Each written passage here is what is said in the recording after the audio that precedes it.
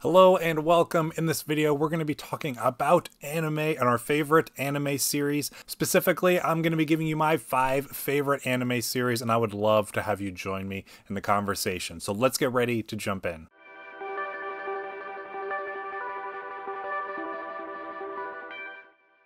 Welcome once again, my name is Austin, and on this channel we talk about one of my favorite things in the world, movies, and how I tie together my faith with film and everything that's in between. As we continue our little mini series through anime, last week I discussed anime movies and series that I've been watching over the past few months.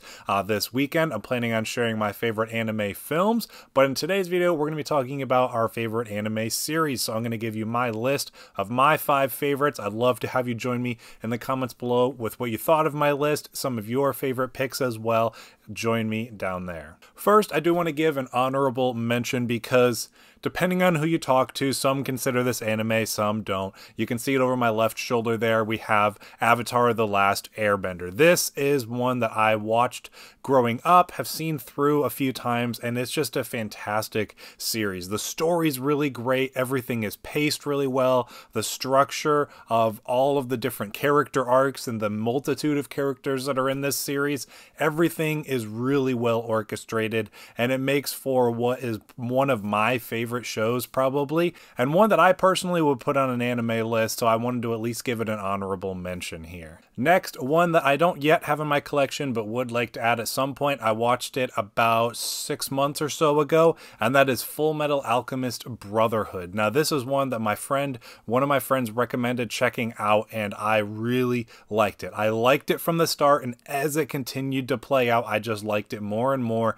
got more wrapped up in the world and the characters and the lore, all that kind of stuff. It tells a really cool story about 2 brothers trying to get back what they made a mistake and lost, and fix the wrongs that they have created while in this world full of alchemy and corruption and all this different forces of evil kind of working together against them. So it's a really great series, definitely one that I would like to add to my collection at some point, and one that by the time the story wrapped up at the end of its, I think, 64 episode run, I was just thoroughly impressed with the crafting of the story, how well everything wrapped up in such a neat bow. It really wrapped up the story and its characters and put the world in a really interesting place that made me really satisfied with the way that everything played out all throughout. So one of my favorites of all time anime-wise for sure. Next, also over my left shoulder, we have Rurouni Kenshin. Now, this is an anime from the 90s. I got into it based on the recommendation of the live-action movies, actually, in a YouTube video that I was watching, analyzing kind of sword fighting in movies, and they recommended the movies. They sounded interesting, and I wasn't getting into anime at the time, so I thought I'd check out the anime series first. So I picked up the complete series, started watching through it, and just fell in love with those characters. It's so each one is so unique and interesting, and Kenshin in particular, especially with his very dark and clouded past of the horrible things that he's done and trying to kind of pay penance for those things and become a better person to leave that life behind. So I really got invested in his story throughout the series. They have, especially in season 2, an amazing villain character that is introduced, and the 2 of them going at it head to head, facing off, all that kind of stuff is really good, pays off really well. It's really good storytelling. They're actually doing a reboot of the series this year, which I'm really interested in because so far everything looks like it's exactly the same. I mean, it's different voice actors and stuff, but the animation's very similar. A lot of the style and visuals that I've seen so far looks like it almost just looks like a remaster. So I'm really curious to see how it plays out. You know, musically, I really liked the music of the 90s one. I'm curious if that's going to carry over into the new one here. And then, like I said, are they going to follow the story of the manga maybe, which I haven't read, or are they going to do something more homage to the anime, the movies? So there's a lot that they could do with it, but I absolutely love the original anime series. It's definitely one of my favorites. So many great themes and stories all throughout that really got me invested in it.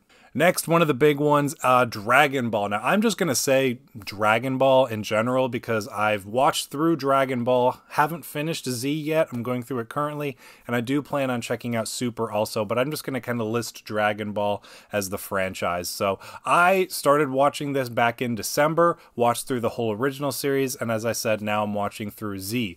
I really loved Dragon Ball, especially where it kind of culminated in the end and led into Z. It had a really great story that similar to Fullmetal Alchemist, where I liked it at the beginning and it just got better and better and better. So by the end of Dragon Ball, I was all in and ready to jump into Z. So I really like Z so far. So far, I might think the story's a little bit better in Dragon Ball, but I'm still pretty early into Dragon Ball Z of just at the end of the Frieza saga. So there's still a lot more to come. So I'm not going to judge it solely based on that. But as a whole, I love Dragon Ball and have been having so much fun getting into this series. And it quickly went to the top of my favorite anime series of all time.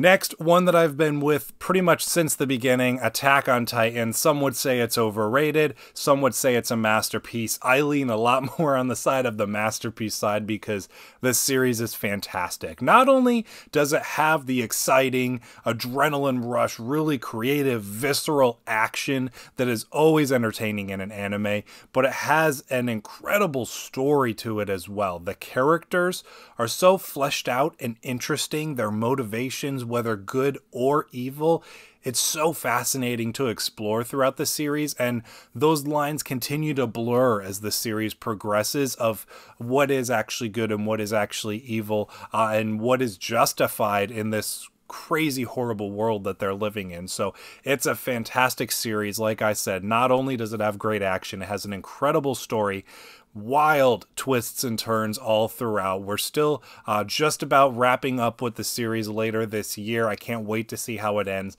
and it will go down as one of my favorite animes for sure. And then finally, Vinland Saga. I've talked about this one a good bit on the channel. I love Vinland Saga. I have season 1 currently, and I'm watching season 2. We have a handful of episodes left. I think we have about 9 or 10 episodes left of the series for season 2, and I've been loving it. It's great storytelling, similar to Attack on Titan, but in a much more grounded sense of reality, much more with like historical history of what actually took place kinds of thing. They blend all of that so well for the story of the fiction with the nonfiction. And so it's really cool historically to see them go through historical events, but at the same time, get invested in these characters that are fictionalized. And so it just, like Attack on Titan, you got visceral, crazy action, especially in season 1, but you get this really compelling story and really interesting characters at the same time to explore. And so there's a lot to do with the darkness of humanity and the acts of revenge and vengeance, how it has an effect on you. And then season 2 really turns that on its head and goes in some really interesting directions with its main characters for sure. So I just can't wait to see where this series continues to go. It's some of the best storytelling I've seen in a while, and it is easily one of my favorite anime series. So that wraps up my list of my 5 favorite anime series, as well as the Avatar Last Airbender honorable mention.